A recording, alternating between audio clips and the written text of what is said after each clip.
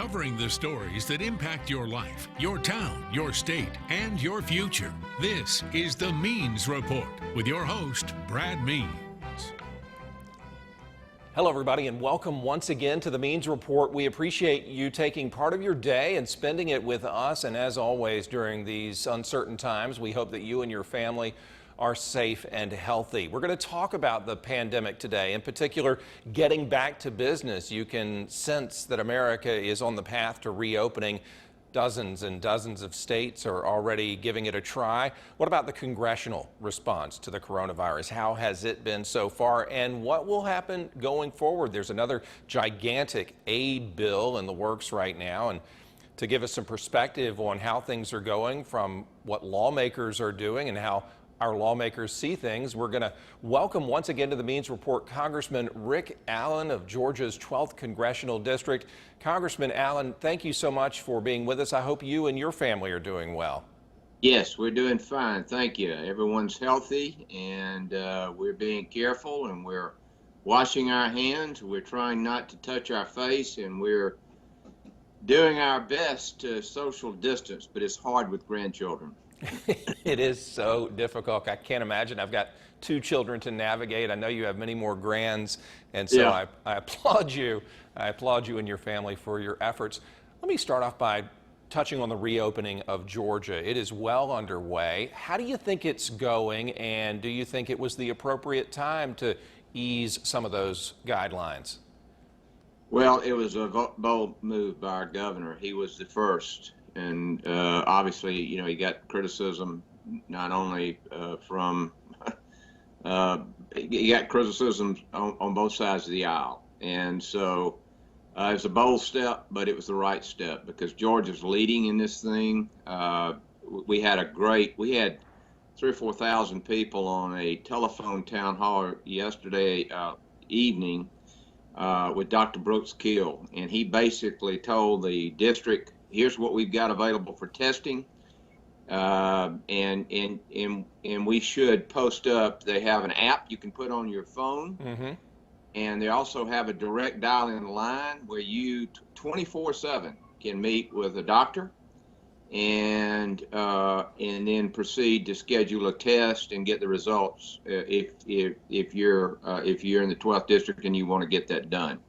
When you look at I'm sorry, Congressman, I was just going to ask, when you look at the daily numbers, and we are always reporting those numbers to our viewers back here in Augusta, and you see the death count, if you will, going up, or the number of positive cases going up, does that ever make you rethink things and want to go back and reinstate some of the restrictions?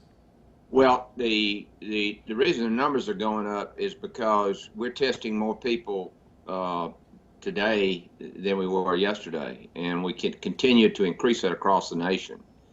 And you know, a lot of this testing we're doing, for example, the antibody test, and in a lot of these tests we're doing are people who do not have symptoms but have been, say, in contact with somebody with COVID virus, and they think they may develop the disease, and it turns out they're asymptomatic. And so now we're trying to find out how many people out there actually may be carriers of the disease and don't even know it. And so, and in fact, we need to get a handle on that total number, because then we can determine what the fatality rate of this thing is. You know, originally it was going to be in about 3%,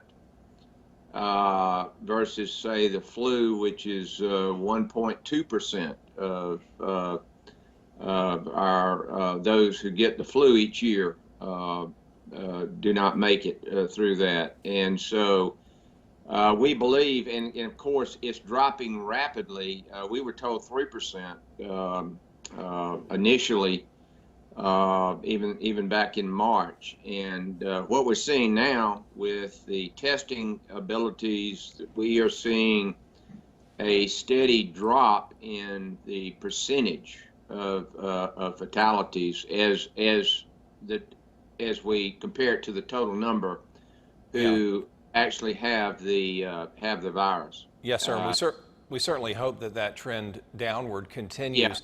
I think a yeah, lot of people won't let their guard down fully no, until we have a no. vaccine. What are you hearing about a timetable, if there is one yet, for a vaccine?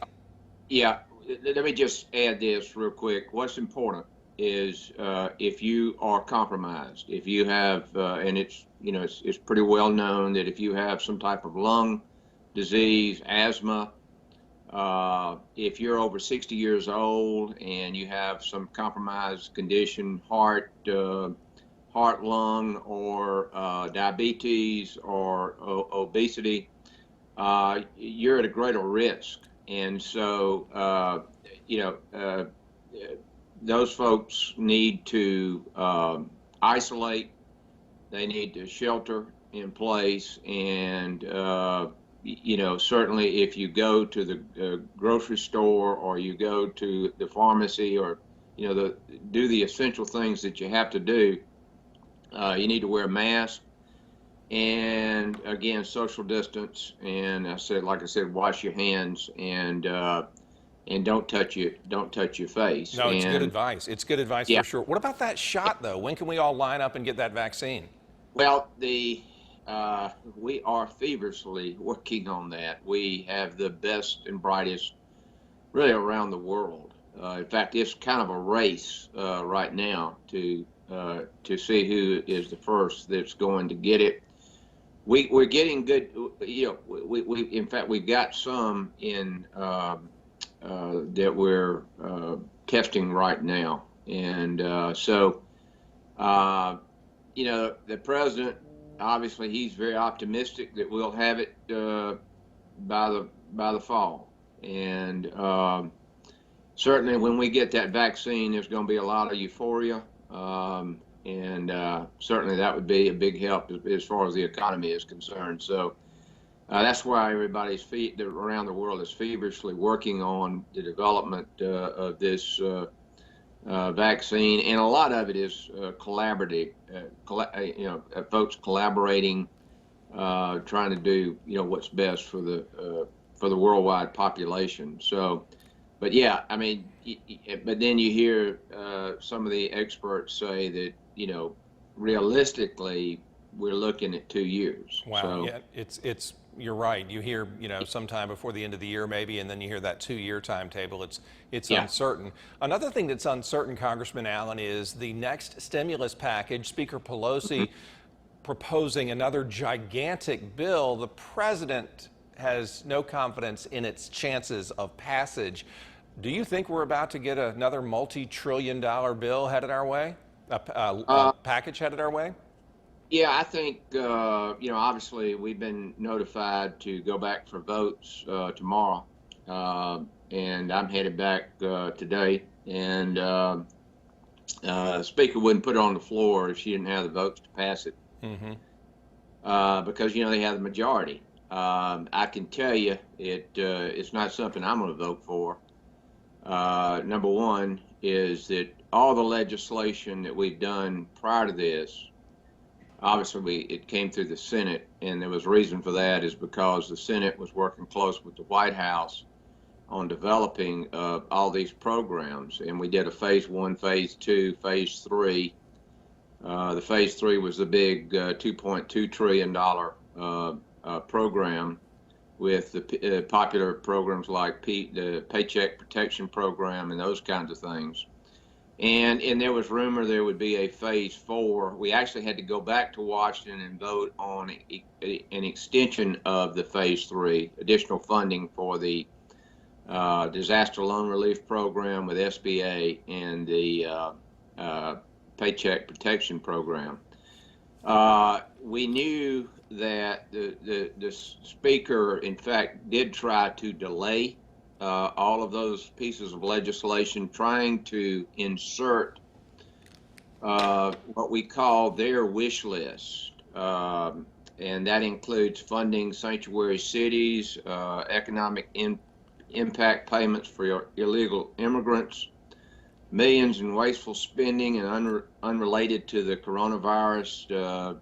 One is like $10 million to the National Endowment for the Arts, Yeah, but you know, Congressman, when you mention all of these expenditures and we look at the possibility of this next package, by the way, I should tell the viewers, we're recording the Means Report on a Thursday, so by the time it airs on Monday, many of these questions will be answered. But Congressman, my question is, don't you feel like we're spending our way into oblivion to a point from which we might not be able to return?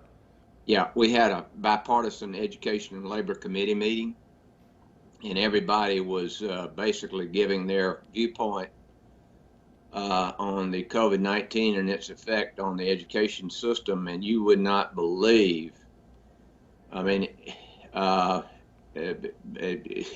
there were members, and you know, they're from some districts that are big cities and that sort of thing, and the money that they were demanding.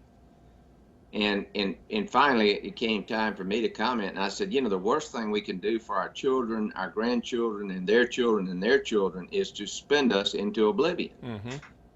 And then you had Jerry Nadler yesterday, who, this week, who on CNN was asked about the, you know, we're looking at $5 trillion in spending.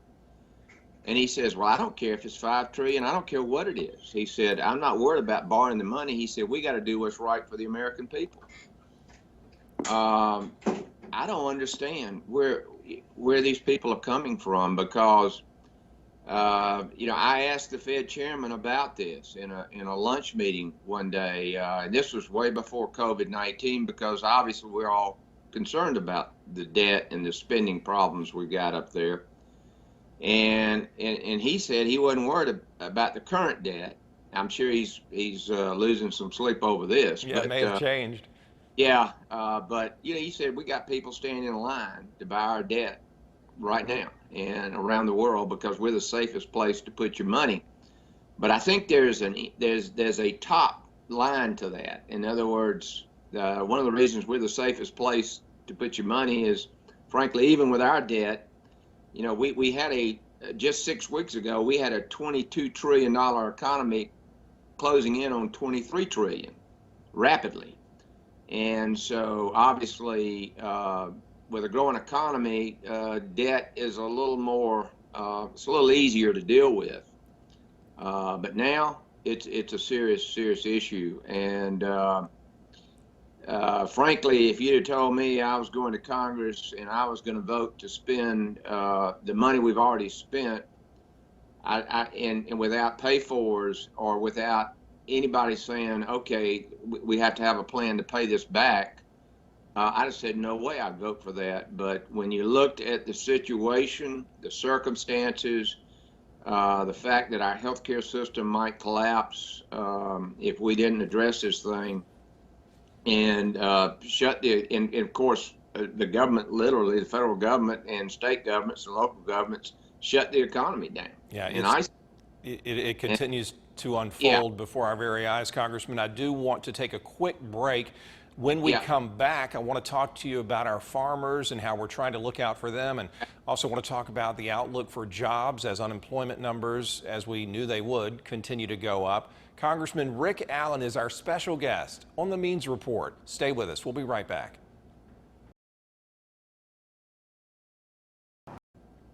Welcome back to the Means Report. We are talking to Congressman Rick Allen from Georgia's 12th District about the coronavirus and lawmakers' response to it. Congressman Allen, my next question has to do with jobs. I was talking to a friend of mine over the weekend who works on Wall Street, and I said, what's your biggest fear coming out of this pandemic? He said that people will get so used to staying at home and having stimulus checks mailed to them that they'll never come back to their jobs. Do you think that we'll get our employment rate back to close to where it used to be? Yeah, there are a couple of issues with that. Obviously, the stimulus checks, people are receiving those, and frankly, if they are afraid, and there's a lot of fear around this virus, and if they're afraid that they might be exposed to it going to work, then they're, and if they have the funds to pay the bills, they're staying home. Mm-hmm. And that's kind of what it was designed to do. If you fear you're compromised you need to stay home. We don't want you to get the virus. But if you're healthy and young, frankly, and not compromised, you need to go to work. But the problem is everybody got the stimulus checks. You couldn't just say, okay, this group's getting them and not this group. So everybody got them. It's a problem. And we got 30 million people in counting on unemployment right now. And frankly, if we didn't have the Paycheck Protection Program, it might be 30 to 40 more million.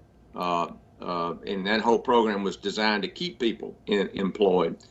And of course, the most controversial piece, you had the tax rebate piece, which everybody got a check for that makes under roughly $100,000 a year. But the controversial piece has been this $600 add-on to the unemployment insurance. And of course, that was led by the speaker. She came back, she delayed the legislation, insisting on this. And of course, we finally negotiated a end date on that, which is July 31st. And we know there are going to be problems getting people back to work until that runs out.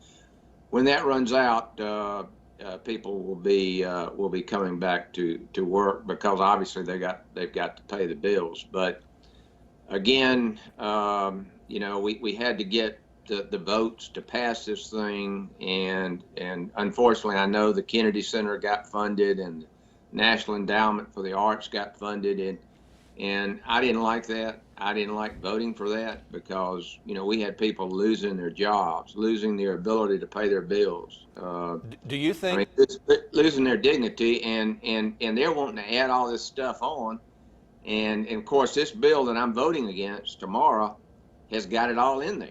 So, but yeah, we got to get people back to work in the country, no question about it.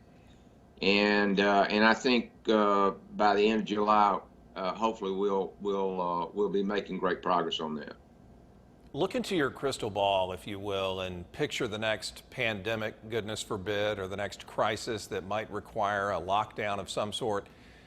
Do you think Americans are going to stand for this again? Do you think you're ever going to be able to shut down our country again?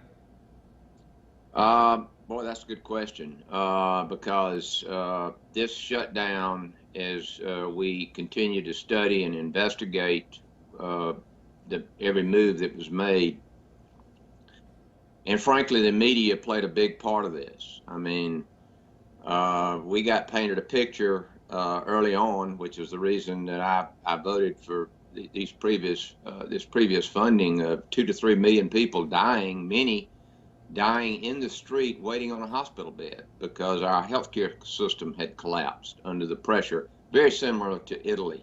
Italy, they were telling people they didn't have beds for them, they didn't have ventilators, and so they just said, stay home and we'll send a priest to say your last rites, and let me tell you, Americans won't put up with that. We demand and have the best healthcare system in the world. In fact, we're very fortunate here to have AU Health, Augusta University, which is leading the state in testing right now. It's amazing what Brooks Kill and his team are doing down there, in right here in the 12th District of Georgia. So as far as the future goes, obviously, this thing came from Wuhan, China. There's going to be a major investigation.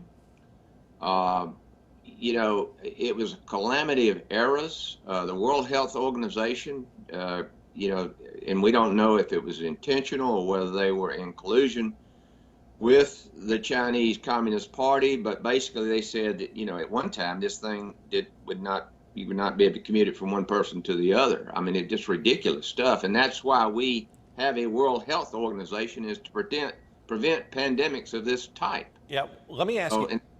That's why the president didn't send the money to them. So, it's something that we as a country, as the United States, we've got to address. We can't depend on this globalization thing. We're not getting treated the way we need to get treated. Before I run out of time, let me ask you about our farmers. It just breaks my heart to see them dumping out food and milk. What can we do to get their food bought up and to make sure that our farmers make it? I know that's a key concern for you in Georgia. Yeah, we got two supply chains. One's to grocery stores, the other's to restaurants, hotels, and that sort of thing. I have pleaded with restaurants to continue the takeout. Please use that service because that's about 50% of our supply chain Wow. on food. And it's why you're seeing the grocery stores really, and they're doing a brilliant job of trying to keep those shelves and limit people from, overbuying to some extent, the best they can, I guess. Yeah. But yeah, we got two food chains. It's about 50-50. And if you can do takeout, I know your wife will like it. I know that we do it because we want to patronize these folks because I begged them to stay open and continue that service. It keeps their people employed. And like I said, it's 50% of our food supply chain. And so that's the best way to deal with it. And we got a lot of options here in our district as far as dining out. And it's been a lot of fun. And when I go to pick it up, I obviously want to find out how they're doing, how their business is doing, and that sort of thing. So it's a good opportunity for me. I want to give you just a moment before we go to talk about the Ahmaud Arbery case. It is making news, obviously, all over the country. There's a push for Georgia to have a hate crimes law. Do you support that? Yes. I talked to Chris Carr this morning, our Attorney General, to just get an update on things because we are getting a lot of questions. This is a terrible tragedy. I talked to the sheriff in Burke County yesterday. He knows the family. I'm going to write his mom and express my condolences. It's a terrible tragedy, and the Attorney General of the state of Georgia assured me that there was going to be a thorough investigation. The GBI is involved. Also, our U.S. Attorney Bobby Christine has been called in because federally we do have a hate crime law. And so Bobby will be investigating it as well. We've got a complete explanation of why we've had the delays. It's basically because certain district attorneys have had to recuse themselves because of a conflict, and we're going to investigate that as well because it got delayed too long until the video was made public. So you will see a thorough investigation, and you will see justice done in this case. As far as any type of legislation in the state, obviously. I have just about 10 more seconds, Congressman. Okay. The Attorney General said they're working on it, but certainly it had to apply to action and not, our right to free speech. Well, we certainly will keep an eye on the General Assembly for any progress in that area. As far as you, Congressman Rick Allen, I can't thank you enough. I know you're busy, and I really appreciate your time today. Please stay well. Thank you, Brad. Y'all stay safe as well, and we will get through this. Absolutely. Congressman Rick Allen of Georgia's 12th Congressional District.